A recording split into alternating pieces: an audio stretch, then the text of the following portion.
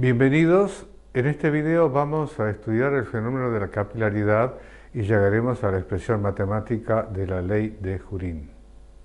Un efecto de la tensión superficial que nos resulta muy familiar es el ascenso de un líquido por el interior de un tubo abierto de pequeña sección conocido como tubo capilar. Este fenómeno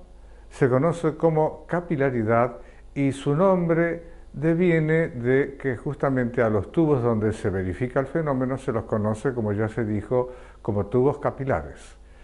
Para analizar el fenómeno supondremos que tenemos un líquido que moja al tubo, es decir, el ángulo de contacto entre él y el tubo es menor que 90 grados. En esta condición, el líquido va a ascender por el interior del tubo hasta una altura h, como se muestra en la figura.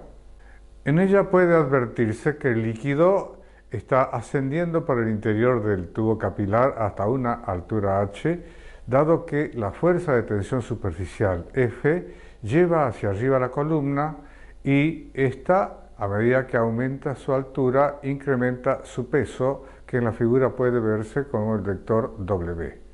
El radio interior del tubo capilar es R y el ángulo de contacto θ, que como ya se dijo, es menor que 90 grados porque asumimos que el líquido moja al tubo. El líquido asciende, como ya se dijo, por el interior del tubo capilar en virtud de la existencia de la fuerza de tensión superficial F, cuyo módulo es la longitud de la línea de contacto, que es igual a 2pi por R, y por el coeficiente de tensión superficial de la interfaz líquido-vapor y el coseno del ángulo θ. Como ya se dijo, R es el radio interior del tubo y además recordemos que cuando tratamos el tema de líneas de interfaz habíamos advertido que gamma líquido-vapor por el coseno de θ era igual a gamma sólido-vapor menos gamma sólido-líquido y este segundo miembro era la diferencia responsable de que el líquido ascienda o eventualmente descienda por el interior del tubo capilar. El líquido va a ascender por el interior del tubo capilar hasta que el peso propio de la columna y la fuerza F que pretende llevarlo hacia arriba se equilibren y en tal caso ambos módulos serán iguales, lo cual matemáticamente se expresa como pi por radio al cuadrado por h, que sería el volumen de la columna, y por el peso específico, lo cual nos da el peso de la columna, igual a 2pi por r por gamma líquido vapor coseno de θ, que es, como ya se dijo, el módulo de la fuerza de tensión superficial. Operando convenientemente, resulta h, altura a la que asciende por el interior del tubo el líquido, igual a 2 gamma líquido vapor coseno de θ dividido r y ρ, siendo, como ya se dijo, r el radio del tubo y ρ el peso específico del líquido. Esta última es la expresión matemática de la ley de Jurín, que, como se puede advertir, permite conocer la altura a la que va a ascender por el interior del tubo el líquido siempre que el líquido moje al tubo.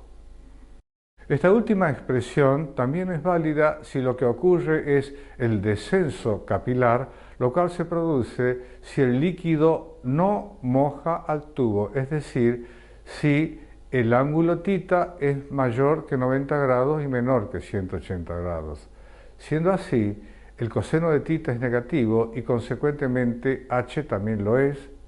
decir, el valor de h resulta negativo, lo cual evidencia que se ha producido un descenso por el interior del tubo, como lo muestra la figura siguiente.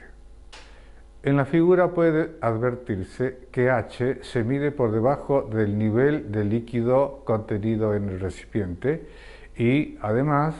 puede advertirse que el descenso es consecuencia de la acción de la fuerza F que actúa sobre el líquido y que tiene que ver con el coeficiente de tensión superficial gamma líquido-vapor con el coseno del ángulo θ, que, como se advierte ahí mismo en la figura, ahora es mayor que 90 grados.